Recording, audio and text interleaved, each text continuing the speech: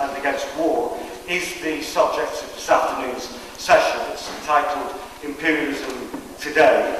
I'll introduce both our speakers. Our first speaker, just up to my left, I hope people are given a very, very warm welcome to right now. It's Dave Swanson, who's flown in from the United States of America to be with us at the conference. One might say that Virginia is the home of the CIA. Not many good things may have come out of Virginia, but one of them is Dave Swanson. He's in Virginia. Dave is the author of a new book called War is a Lie, which is available, people look to the back left where the bookmarks flag is. His book is available there, and Dave's happy to sign copies. He's a long-standing author, anti-war author, blogger, and anti-war activist in the United States, and one of our great allies in the struggle, the global struggle against war. To my right is Steve Bell, who's also an officer of the Stop the War Coalition. In fact, he's the National Treasurer of the Stop the War Coalition, and is also the head of policy of the Communication Workers Union. And Steve has played a particular role, many roles, but a particular role in building the relationship between the peace movement, the anti-war movement, and the trade unions, CWU, amongst others. Now, both our speakers are going to speak for somewhere between 10 or 15 minutes, which by my reckoning should give us plenty of time to air the points that they have to raise. So I'm going to hand over, first of all, to Dave Swanson, who's come from the United States to speak to our conference today.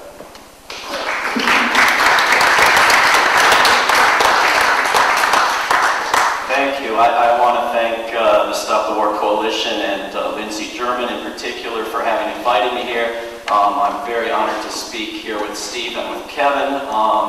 Kevin and I will be on The Real Deal with George Galloway tomorrow, so you should watch that. Wonderful, wonderful program. I've been on it from my home by my laptop, but got to do it in person yesterday. As an outsider, I would say Stop the War Coalition is one of the best run organizations I've ever seen, and you should feel privileged to have it and want to build it into something bigger and not let it diminish. So please do that. I've written down some remarks so as not to go off on tangents and ramble away from important points, so I hope you don't mind me reading. Afghanistan was supposed to be the campaign promise that President Barack Obama actually kept. He said he would escalate that war and enlarge the military and strike into Pakistan, and sure enough, he did. But he made another promise since the election that we actually want him to keep, and he's going to violate it long before the next election. Clearly, we need an activist force apart from elections to address this. Here's the promise he made on December 1st, 2009. Quote, "After 18 months, our troops will begin to come home. Our troop commitment in Afghanistan cannot be open-ended because the nation that I'm most interested in building is our own." And on April 15th, 2011, quote, "I'm confident that the withdrawal will be significant. People will say this is a real process of transition. This is not just a token gesture." And his vice president, quote, "In July of 2011, you're going to see a whole lot of people moving out. Bet on it." Don't bet on it. One reason the only troops I support are the ones who refuse illegal orders, like Joe Glenton, who I had hoped would be here with us, did, is that sending troops off to kill and die has become an end in itself in U.S. politics, detached from any purpose at all. President Obama sent the first additional 17,000 troops before he'd been in office a month, and explicitly before coming up with any plan for Afghanistan. He got the total up from 33,700 U.S. troops in late 2008 to 68,000 in late 2009. These numbers do not include tens of thousands of European troops, untold numbers of so-called intelligence personnel, mercenaries hired through the U.S. State Department, which is also how the occupation of Iraq will continue, and U.S. Defense Department contractors almost equal in number to the U.S. troops. By the end of 2010, according to the U.S. so-called Defense Department, there were 96,900 U.S. troops and 87,483 supporting contractors in Afghanistan. In rough terms, 200,000 Americans now in Afghanistan against the will of the American people in every poll. On December 1st, 2009, President Obama said he would, quote, "begin the transfer of our forces out of Afghanistan in July of 2011, end quote. 2010, Obama said he was confident he could meet the deadline. In his January State of the Union address this year, he said, quote, "This July we will begin to bring our troops home." Some weeks back, the military told the Wall Street Journal that the significant and non-token withdrawal would be 5,000 troops and contractors, or 2.5% of the total. This past week, the New York Times put the figure at 3,000 to 5,000, or 1.5% to 2.5% of the total. Since then, we've seen countless articles about whether the withdrawal will be serious or insignificant, almost none of which mention any numbers. I guess any number can be significant if you set expectations low enough and claim it's significant enough times. The rest of the plan is to withdraw 70,000 troops by 2014 and leave 30,000 there indefinitely. While that doesn't sound like ending the occupation, it frightens the people who pay for U.S. politicians' campaigns. A reporter with the Public Broadcasting Service in the United States reports, quote, "An executive at a small defense contractor recently joked to me, 'Afghanistan is our business plan.' I asked him what he would do if the war ended. He stared at me for a moment and said, 'Well, then I hope we invade Libya.'" End quote. The Libya war probably looks small, maybe even defensible to the world in comparison to Afghanistan, unless you're living in Tripoli or, as I do, near Washington, D.C. The United States Congress has the exclusive power to declare war under our Constitution, but hasn't done so since December 8, 1941. Since then, there have been an ever-diminishing pretense of congressional involvement in the decision process.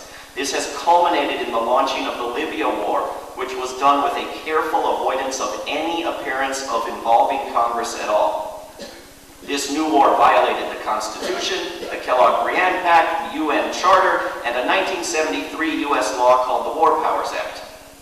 The United Nations passed a resolution for a humanitarian intervention, a no-fly zone, a ceasefire, an arms embargo, and a ban on foreign ground troops. It was immediately used to bomb civilians, introduce arms, and employ foreign ground troops, not to mention drone bombings and an apparent assassination attempt.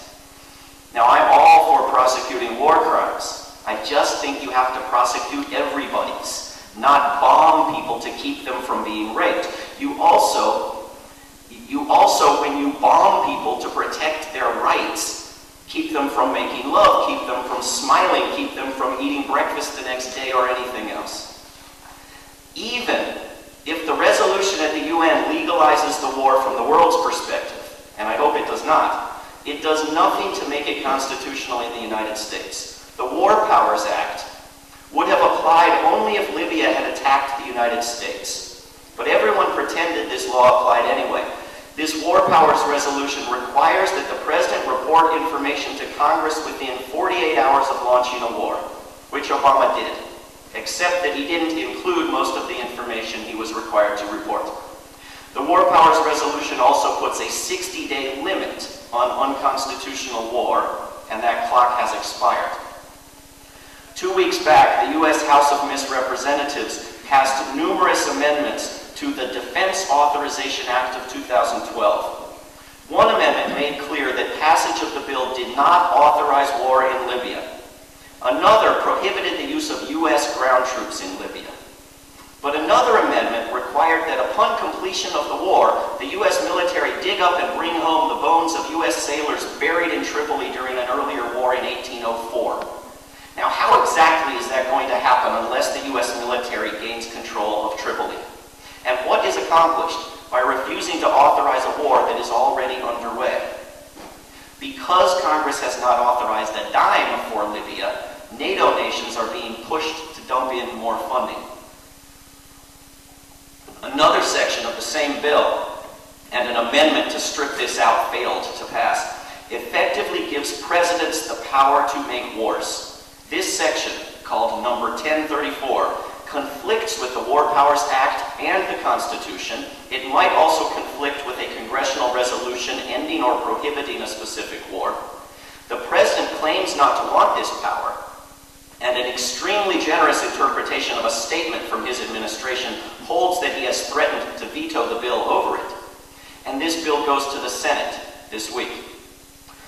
Oh, and another amendment know England will be extremely jealous of, created a national holiday in the United States to celebrate the Iraq and Afghanistan wars under the guise of honoring the troops who did not refuse illegal orders. This passed unanimously in the House. While Section 1034 of the Defense Authorization Act has been sitting in the Senate like several dozen ticking time bombs of future wars, further steps were taken in the House a week ago yesterday to bolster the imperial presidency. Congressman Dennis Kucinich, for whom I used to work, introduced a single-sentence resolution that said, "End U.S. involvement in the Libya War in 15 days." And something very, very strange happened on the way to the forum. The House leadership became convinced that the thing would pass and began to panic. Progressive Democrats and libertarian Republicans, meaning people who oppose all governance, including war-making, were lining up together and being joined by dozens of other Republicans who hate President Obama more than they hate peace and justice.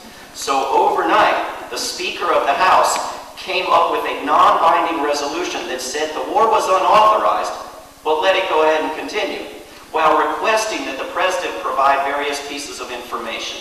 This toothless gesture passed, and the binding one failed. Thus, Congress went on record acknowledging that a war had been illegally launched and choosing to do nothing about it. This bodes ill for imperialism in the coming decades. I don't say century because I don't think U.S. imperialism can last another century. A military that could be cut by 85% and still be the world's largest military. A military that has sliced up the planet, outer space, and cyberspace into various commands. A military that occupies 1,000 bases in other people's countries around the earth has been placed in the hands of a single individual or a series of single individuals who have developed the habit of taking their direction from the military itself. The U.S. Constitution provides a remedy for this situation. When I was here 5 years ago, I was carefully informed that the remedy was English or Scottish in origin, depending on whether the person I asked was English or Scottish. This remedy, known as impeachment, is of course inapplicable at this point in time, since Barack Obama has not been shown to be engaging in extramarital sex. Progressive activists in the United States refer to him as a scandal-free president, or some of them do. Others have planned a Tahrir Square-inspired, a Tunisia-inspired occupation of Washington, D.C. to begin on October the 6th, which I will be talking about at the plenary later today, and which you can read about at october2011.org. Thanks for inviting me.